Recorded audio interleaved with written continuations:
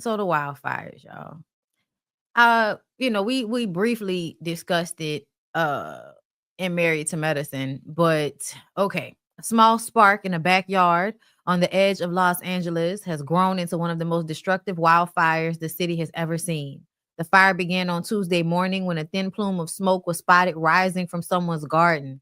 At first, it seemed harmless, but within minutes, the smoke turned into thick clouds as flames raced through dry grass and plants.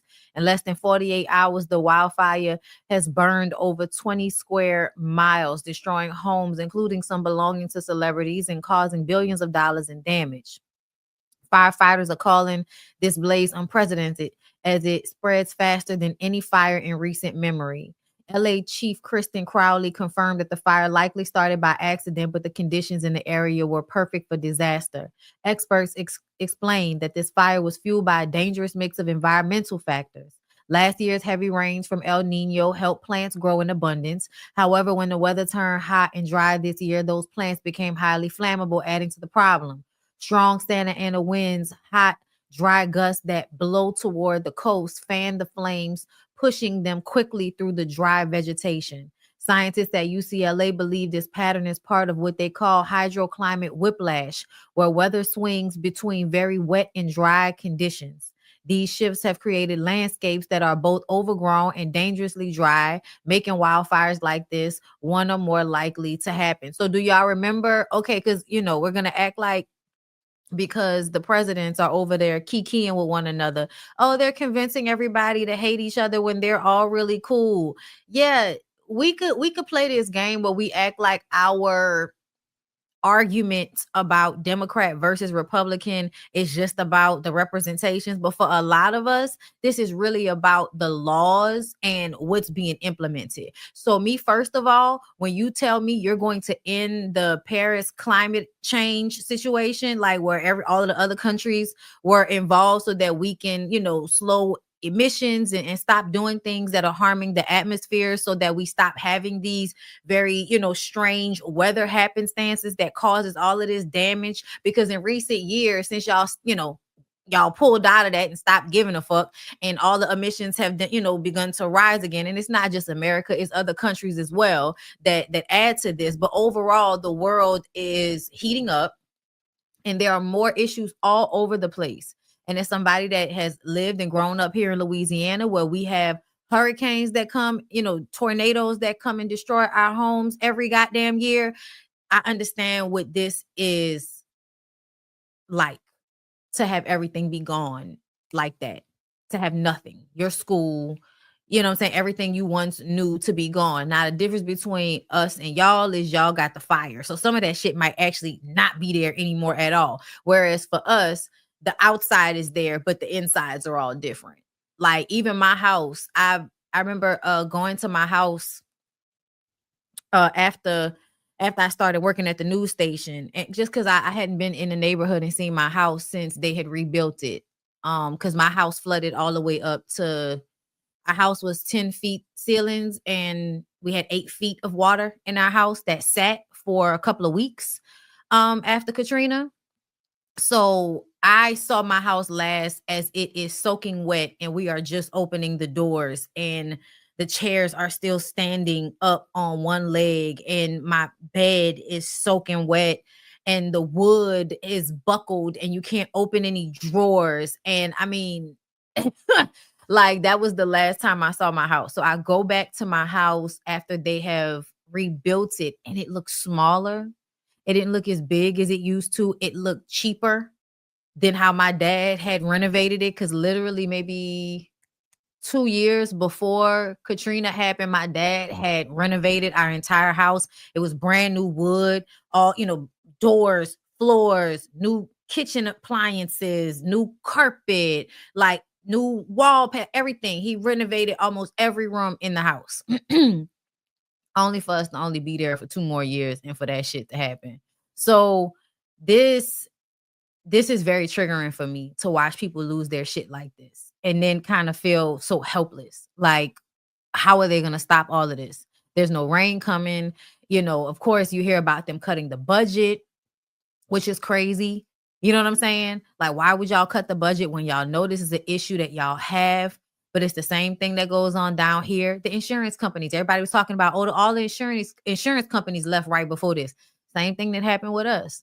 Right after the last tornado, all of the insurance companies just up and disappeared, and we had to go and find the one that was charging us out the ass for insurance. So I personally definitely understand this on so many levels. As somebody that went through this right as they're entering their senior year of high school, losing everything, and then as an adult having to deal with being displaced because the neighborhood, there's no electricity, there's no water running, you have a hole in your ceiling, you have to figure out a way to fix all of this and come back into your house, and then how much it takes to take care of your family when you're not home anymore, how much it takes to eat and live when you have to wait and find out the insurance company, like it is extremely, extremely triggering. And I feel so bad for everybody who is dealing with this. And I feel like this is way more than just celebrities. And I think it's crazy for people to even think that. And even if you want to say celebrity, so the fuck what? As I explained, the first person that I saw who lost their home and it just really hurt me was Ricky Lake. I told y'all this yesterday. Ricky Lake, and she posted more pictures of her house today, and just these moments of feeling like this was our little piece of heaven on earth, and it's gone. And I was so hurt because that's my dream. My dream is to have my beach house at some point. I have it tattooed on my arms because I am going to ensure that before I leave this earth, I have it. And so to know what it is to save money or live a long time with a dream of having something and to acquire it, and then to have something like this happen, like it's just, oh my God, it's terrible. And I feel terrible for everybody that's going through it.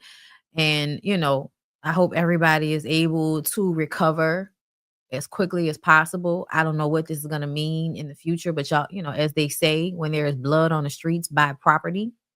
So they're of course thinking that this is going to push a lot of the regular homeowners, the people who aren't billionaires, gonna push them out of their homes. And then, it's gonna be, bought up by Zulu or whatever other, like, corporation wants to buy these houses so that you can have everybody renting instead of owning.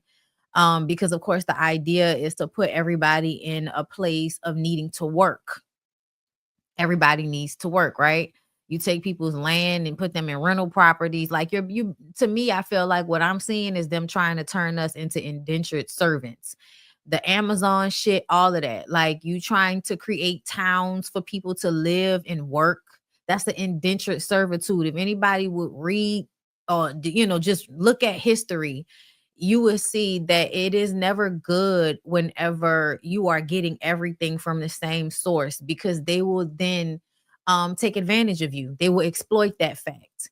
Back in the day, indentured servitude was something that happened to everybody, not just black people, not just white people. It happened to everybody in different countries at different times. And this is how eventually this is no longer a thing, because this is what happens. You own the land. And this happened to the slaves after our um after our ancestors were freed legally. A lot of them still stayed on those farms and worked the land. And so now it's for payment and it's for a place to live. But how does that work? If you are charging them more than they're making for everything, then they're always in debt to you. Therefore, they're always working off their debt. Therefore, they are enslaved, because you provide everything. You provide a place to live, you provide the food, you provide whatever, the clothing. Amazon specifically, when I saw that Amazon now has a pharmacy, I was just like, well, there goes CVS. Walgreens gonna have to hold on tight. You know what I'm saying? And I don't like it. I don't like it as much as I appreciate getting my little 2-day, 2-day shipping from Amazon. Them monopolizing in such a way is very scary to me. And now you place that with y'all having these fires that some seem like accidents, but then also some seem as if they're happening on purpose. Like people are setting them. And usually whenever stuff like this happens, it's so that y'all can move people, you can re-gentrify the land. Even though there are rich people that already live there, it is still very highly likely that it will make it harder for people who already live there to come back and rebuild their homes if they have no insurance companies helping. And this is where FEMA and all of that is going to have to come, come into the picture and help. Okay, so LA fires estimate to cost over 50 billion in damages, making it the most expensive tragedy in the state's history. That's one thing. Okay. Um, where's the one that I just saw here? President Joe Biden announces that the U.S. government will pay 100% of LA wildfire relief for 180 days, spare no expense to do what you need to do. Now, I don't know what 180 days gonna do, but I definitely hope that the fact that that area is populated by billionaires, that they will aid in helping the surrounding areas, because your neighbor or the people in the neighborhood over from you that don't make as much money as you, not being able to put that money back into their neighborhoods the same way you can affect your property value. So we'll see. But that's not why FEMA was created. It was created to catch what isn't paid by insurance. I mean, but insurance won't catch these things because a lot of these people said that the insurance companies just up and left. So a lot of the homes may not necessarily be insured right now. If they go on account on FEMA, then they can get rid of insurance. I mean, that's what I'm saying. A lot of them may not even have uh the insurance because of that. Eldina, I believe, was yes. There are certain all black neighborhoods and stuff like that that that was harmed. And I just, I'm really, really sad about it. Almost 800 firefighters deployed to fight wildfires in Southern California, reportedly being paid up to 10 a day for their labor. So they're sending for other people from other states to come and help. Let's see. LAPD believes Kenneth Fire was purposefully set, and suspect is currently in police custody. Is being investigated as a crime, as it should be. Here, Fox LA has exclusively obtained video of a man carrying a blowtorch in Woodland Hills, California, Thursday, not far from Kenneth Fire. LAPD says the man is in custody but can't confirm any connection to any fire by the suspect. Look like the one black / biracial kid. Hey, all right, okay, white people, okay. Oh my God, this shit. Governor, I live here, Governor. That was my daughter's school, Governor. Please tell me what you're going to do. I'm not going to hurt him, I promise. I'm literally talking to the president right now to specifically answer the question of what we can do for you and your daughter. Can I hear it? Can I hear your call? Because I don't believe it. What do you mean you don't believe it? What do you mean you don't believe it? See, this was very performative to me. And as I see Claudia, I didn't see Claudia's comments when I first saw this. She's a MAGA attorney and went on Fox News after, did all this performative crap for clout. That's what it seemed like to me.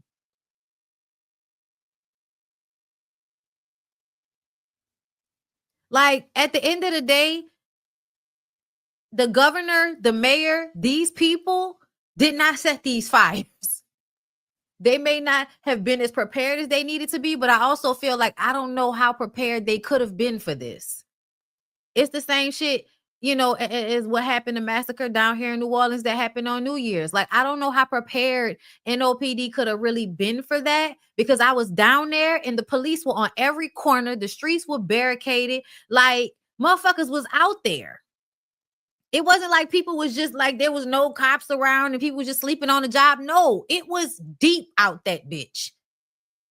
And the same thing when it comes to this. He's the governor. He's trying to hop in the car. But do you really think that he's not going to try to do something? Do you really think that they're not going to try to do something? They still trying to stop the fires that have moved on from where you are and have gone to the next place. And you want to be abreast of the conversation? Girl, go on away from me with this.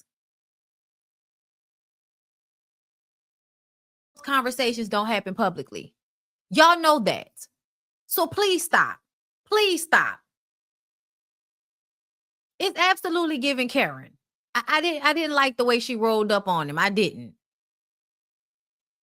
The fuck? Wildin', trying to politicize this shit.